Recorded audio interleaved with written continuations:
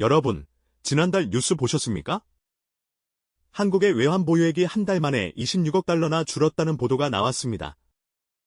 우리 돈으로 약 3조 8천억 원입니다.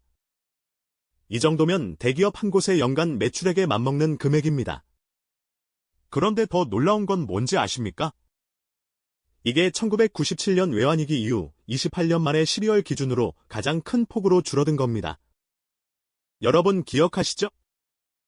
1997년 외환위기 때 우리나라가 얼마나 힘들었는지 말입니다. 당시 외환 보유액이 바닥나면서 국제통화기금 IMF에 손을 벌려야 했습니다. 수많은 기업이 문을 닫았고 가장이 일자리를 잃었습니다. 국민들이 금반지, 금목걸이를 들고 은행 앞에 줄을 섰던 그 참담했던 기억 말입니다. 그런데 지금 똑같은 12월에 외환 보유액이 28년 만에 최대 폭으로 감소했습니다. 이게 대체 무슨 일일까요? 왜 하필 지금일까요?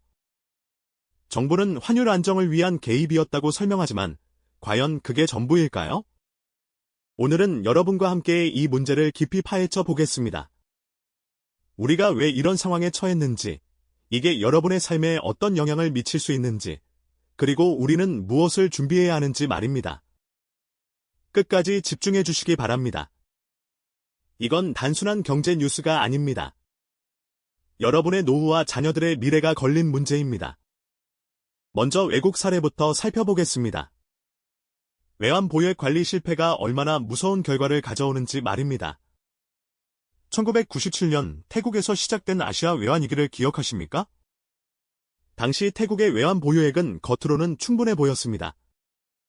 그런데 실상은 달랐습니다. 태국 정부는 자국 화폐인 바트와의 가치를 유지하기 위해 외환 보유액을 계속 시장에 쏟아부었습니다. 환율을 방어하겠다는 거죠. 처음에는 효과가 있는 것처럼 보였습니다. 하지만 외환 보유액은 무한정이 아닙니다. 결국 바닥이 드러났습니다. 1997년 7월 2일, 태국 정부는 더 이상 바트와 환율을 방어할 수 없다고 선언했습니다. 그 순간 바트와 가치는 폭락했습니다. 하루 만에 20%가 증발했습니다. 이게 끝이 아니었습니다. 태국 위기는 인도네시아로, 말레이시아로, 그리고 우리나라로 번져갔습니다. 더 충격적인 사례가 있습니다. 바로 아르헨티나입니다. 2001년 아르헨티나는 자국 화폐인 페소화의 가치를 미국 달러와 1대1로 고정시켰습니다. 이른바 통화위원회 제도라는 걸 운영했죠. 이 제도를 유지하려면 충분한 달러 외환 보유액이 필요했습니다. 그런데 문제가 생겼습니다. 외환 보유액이 계속 줄어들기 시작한 겁니다.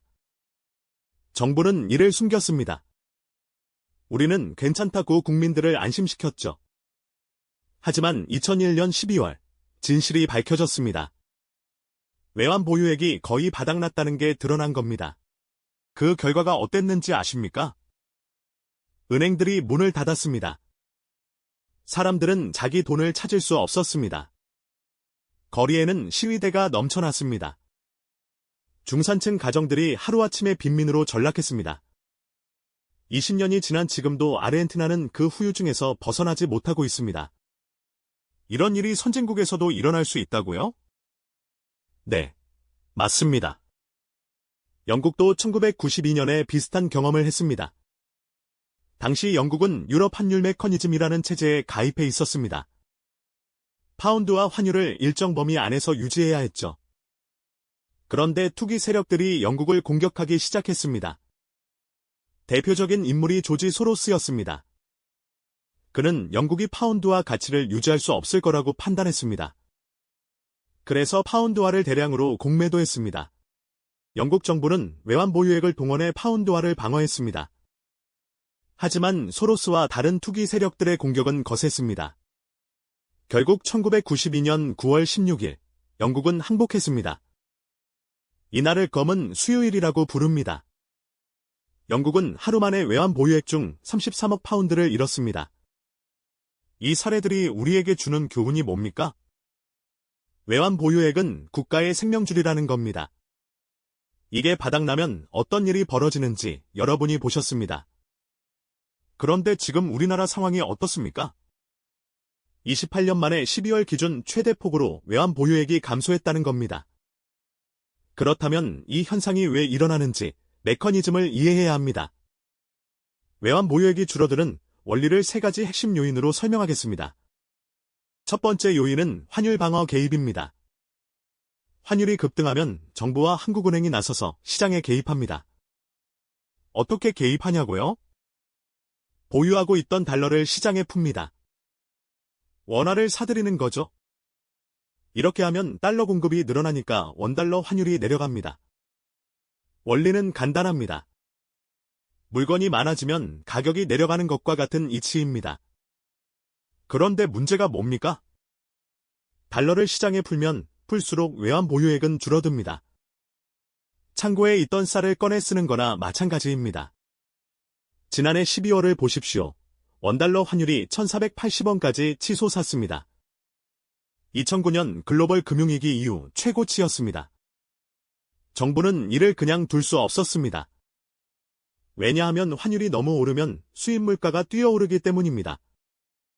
여러분이 마트에서 사는 식용유, 밀가루 값이 오르는 겁니다. 그래서 정부는 고강도 개입에 나섰습니다. 한국은행 관계자의 말을 빌리면 외환시장 변동성 완화 조치를 했다는 겁니다. 쉽게 말해 달러를 대량으로 풀었다는 얘기입니다. 그 결과 환율은 12월 29일 1429원까지 떨어졌습니다. 50원 넘게 급락한 겁니다. 성공한 것처럼 보입니까? 아닙니다. 대가가 컸습니다. 외환 보유액이 26억 달러나 줄었습니다. 이건 공식적인 수치입니다. 실제로는 더 많이 썼을 가능성도 있다고 전문가들은 말합니다. 두 번째 요인은 유가증권 매도입니다. 외환 보유액의 대부분은 현금으로 보유하지 않습니다. 미국 국채 같은 유가증권에 투자해 놓습니다. 왜냐하면 그래야 이자 수익이 나오기 때문입니다. 그런데 급하게 현금이 필요하면 어떻게 합니까? 이 유가증권을 팔아야 합니다. 지난 12월 말 데이터를 보면 유가증권이 82억 2천만 달러나 줄었습니다. 반면 현금성 자산인 예치금은 54억 4천만 달러가 늘었습니다. 이게 무슨 의미입니까? 정부가 보유하고 있던 미국 국채를 팔아서 현금을 확보했다는 겁니다. 왜 그랬을까요? 두 가지 이유가 있습니다.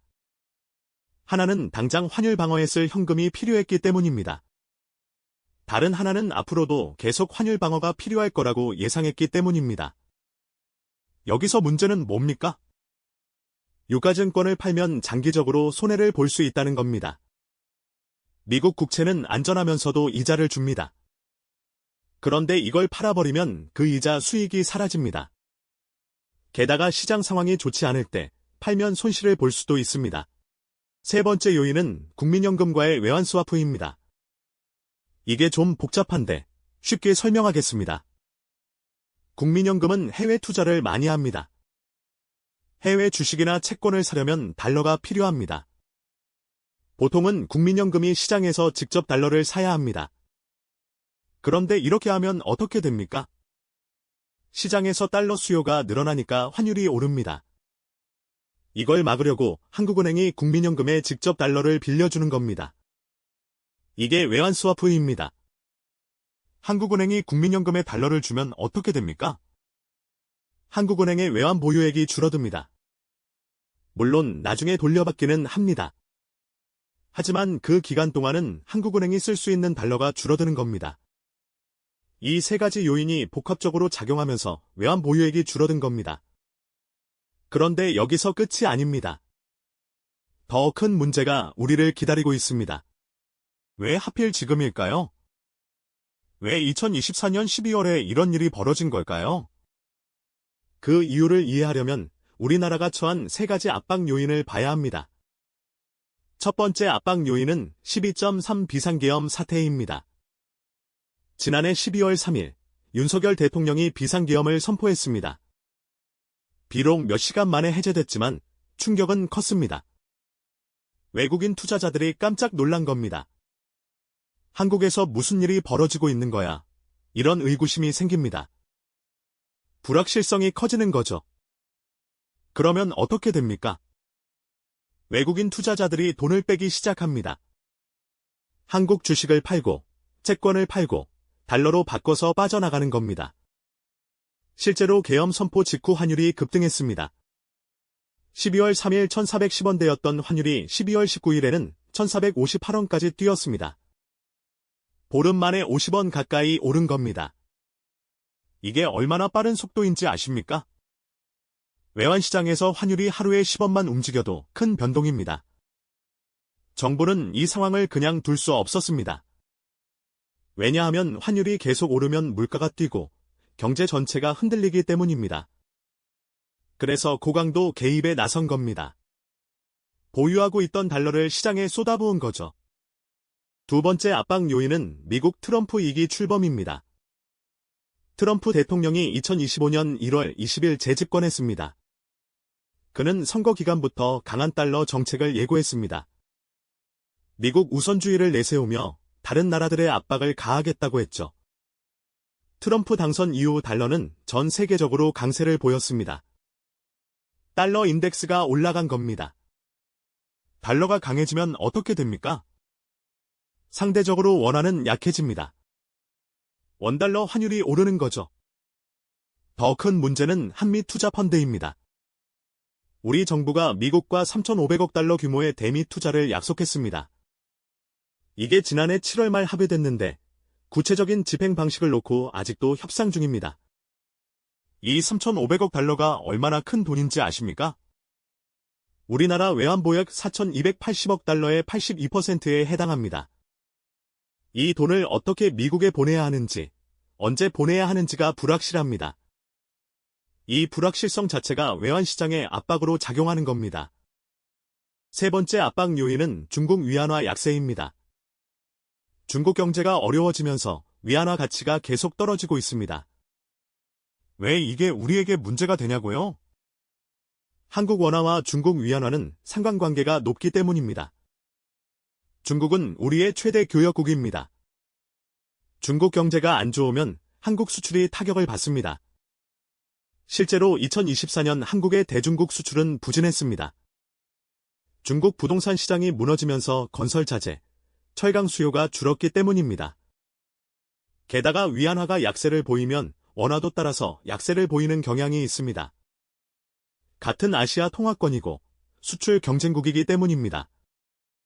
위안화가 달러 대비 약해지면 원화도 같이 약해지는 겁니다. 이 세 가지 압박 요인이 동시에 작용했습니다. 국내 정치 불안, 미국 트럼프 변수, 중국 경제 침체가 한꺼번에 온 겁니다. 그러니 환율이 급등할 수밖에 없었고 정부는 외환 보유액을 써서 방어할 수밖에 없었습니다. 그런데 여기서 숫자 하나를 짚고 넘어가겠습니다. 지난해 12월 말 외환 보유액은 4,280억 5천만 달러였습니다. 11월 말보다 26억 달러 줄었습니다. 이게 28년 만에 12월 기준 최대 감소폭입니다. 28년 전이 언제입니까? 1997년입니다. 외환위기 때입니다. 당시 12월 외환 보유액은 어땠을까요? 39억 9천만 달러가 줄었습니다. 지금과 비교할 수 없을 정도로 큰 폭이었죠. 그럼 1997년과 지금이 비슷하다는 건가요? 아닙니다. 상황은 완전히 다릅니다. 1997년에는 외환 보유액 자체가 바닥났습니다. 12월 말 기준으로 204억 달러밖에 남지 않았습니다. 지금은 4,280억 달러입니다. 비교 자체가 안 됩니다. 하지만 한 가지 공통점이 있습니다. 환율 방어를 위해 외환 보유액을 급격하게 소진했다는 점입니다. 1997년에도 정부는 원화 가치를 지키려고 달러를 시장에 쏟아부었습니다. 그 결과 외환 보유액이 바닥났고 IMF에 손을 벌려야 했습니다. 지금은 물론 그 정도까지는 아닙니다. 하지만 신호탄이 될 수 있다는 게 문제입니다. 만약 앞으로도 환율 방어를 위해 계속 외환 보유액을 쓴다면 어떻게 될까요? 언젠가는 바닥날 수도 있다는 겁니다. 이제 위기의 실체를 구체적으로 살펴보겠습니다. 현재 상황이 계속되면 어떤 리스크가 우리를 기다리고 있을까요? 첫 번째 리스크는 외환 보유액 고갈 가능성입니다. 지금 당장은 4,280억 달러나 있으니까 여유로워 보입니다. 하지만 앞으로를 봐야 합니다. 매달 환율 방어를 위해 수십억 달러씩 쓴다면 어떻게 될까요? 계산해 보겠습니다. 지난 12월에 26억 달러를 썼습니다. 만약 이런 속도로 계속 쓴다면 1년에 300억 달러가 넘게 줄어듭니다. 10년이면 3천억 달러가 사라지는 겁니다. 여기에 대미 투자 펀드까지 고려하면 상황은 더 심각해집니다. 3,500억 달러를 10년간 나눠서 투자한다고 칩시다. 매년 연간 200억 달러 한도로 집행한다는 게 정부 계획입니다. 환율 방어에 300억 달러, 미국 투자에 200억 달러면 1년에 500억 달러가 빠져나가는 겁니다. 물론 이건 최악의 시나리오입니다. 실제로는 외환보유액 운용 수익도 나오고 경상수지 흑자로 달러가 들어오기도 합니다. 하지만 불확실한 상황에서는 최악을 준비해야 합니다. 두 번째 리스크는 외환시장 신뢰도 하락입니다. 외환보유액이 계속 줄어든다는 뉴스가 나오면 어떻게 될까요? 외국인 투자자들이 불안해합니다. 한국이 외환위기에 빠지는 거 아니야? 라는 의심을 하기 시작합니다.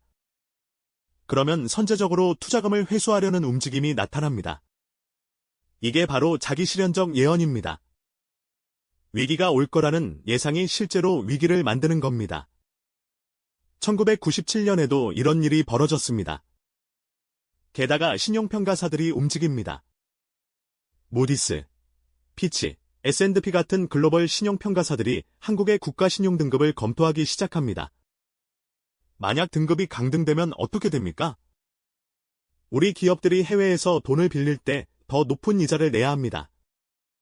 세 번째 리스크는 금융시장 연쇄 충격입니다. 외환 보유액 문제는 단독으로 존재하지 않습니다. 다른 금융시장과 연결돼 있습니다. 마치 도미노처럼 말입니다. 환율이 급등하면 수입 물가가 오릅니다. 식품, 에너지 가격이 뛰는 거죠. 그러면 인플레이션이 심화됩니다. 한국은행이 금리를 올릴 수밖에 없게 됩니다. 금리가 오르면 어떻게 됩니까? 대출 이자 부담이 늘어납니다. 특히 부동산 대출을 많이 받은 가게가 타격을 받습니다. 우리나라 가계부채가 얼마인지 아십니까? 2024년 기준 1,900조 원이 넘습니다. 이 중 상당 부분이 부동산 담보대출입니다. 금리가 1%만 올라도 연간 이자 부담이 수십조 원 늘어납니다. 기업들도 어려워집니다. 환율이 오르면 수출 기업은 유리하지만 수입 원자재 비용이 증가합니다. 게다가 금리까지 오르면 투자 여력이 줄어듭니다. 고용이 감소하고 실업률이 오를 수 있습니다. 주식시장도 영향을 받습니다. 외국인 투자자들이 한국 주식을 팔고 빠져나가면 코스피 지수가 하락합니다. 실제로 2024년 12월 코스피는 2,400선까지 떨어졌습니다. 2,500선이 무너진 겁니다. 이 모든 게 연쇄적으로 일어날 수 있습니다. 외환 보유액 감소, 환율 상승, 물가 상승, 금리 인상, 가계, 기업 부담 증가, 소비, 투자 위축, 경제 침체라는 악순환의 고리가 만들어지는 겁니다. 그렇다면 시간 프레임은 어떻게 됩니까? 이런 위기가 언제 본격화될까요? 전문가들은 2025년 하반기를 주목하고 있습니다. 왜 하반기냐고요? 몇 가지 이유가 있습니다. 첫째, 대미 투자펀드 본격 집행 시기가 2025년 중반부터입니다. 연간 200억 달러씩 미국에 보내야 하는데 이게 본격화되면 외환시장에 압박이 됩니다. 둘째, 미국 연방준비제도 패드의 금리 정책입니다. 2025년 미국이 금리를 추가로 인상할 가능성이 있습니다. 그러면 달러는 더 강해지고 원화는 더 약해집니다. 셋째, 중국 경제 불확실성입니다. 중국 부동산 시장이 회복될 기미가 보이지 않습니다. 2025년에도 침체가 계속되면 한국 수출이 타격을 받고 원화 약세 압력이 커집니다. 이 세 가지가 겹치는 시점이 2025년 7월에서 9월 사이가 될 가능성이 높습니다. 그때가 고비입니다. 그 시기를 어떻게 넘기느냐에 따라 2026년 우리 경제의 운명이 결정될 수 있습니다. 물론 최악의 시나리오만 있는 건 아닙니다. 정부가 적절하게 대응하고 국제경제 상황이 호전되면 위기를 피할 수 있습니다. 하지만 준비는 해야 합니다. 특히 여러분 개인 차원에서 말입니다. 그렇다면 우리는 어떻게 해야 할까요? 이 위기를 극복하고 살아남기 위한 3가지 전략을 말씀드리겠습니다. 첫 번째 전략은 외화 자산 분산 투자입니다. 환율 변동성이 큰 시기에는 자산을 한 곳에 몰아두면 위험합니다. 특히 원화로만 자산을 보유하고 있으면 원화 가치가 떨어질 때 큰 손실을 볼 수 있습니다. 구체적으로 어떻게 하면 될까요? 우선 미국 달러 예금을 고려해 보십시오. 은행에 가면 외화 예금 상품이 있습니다. 금액이 크지 않아도 됩니다. 여러분 금융자산의 10%에서 20% 정도만 달러로 보유해도 환율 변동에 대한 해지가 됩니다. 예를 들어 1억 원의 금융자산이 있다고 칩시다. 이 중 1,000만 원에서 2,000만 원을 달러로 바꿔서 예금해 두는 겁니다. 만약 환율이 1,400원에서 1,500원으로 오르면 어떻게 됩니까? 달러 예금의 원화 가치가 7% 정도 오릅니다.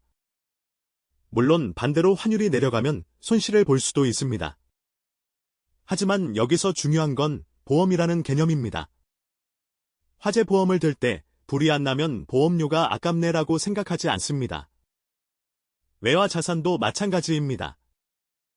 다음으로 해외 주식 ETF에 투자하는 방법이 있습니다. S&P 500 같은 미국 주요 지수를 따라가는 ETF를 사면 달러 자산을 보유하는 효과가 있습니다.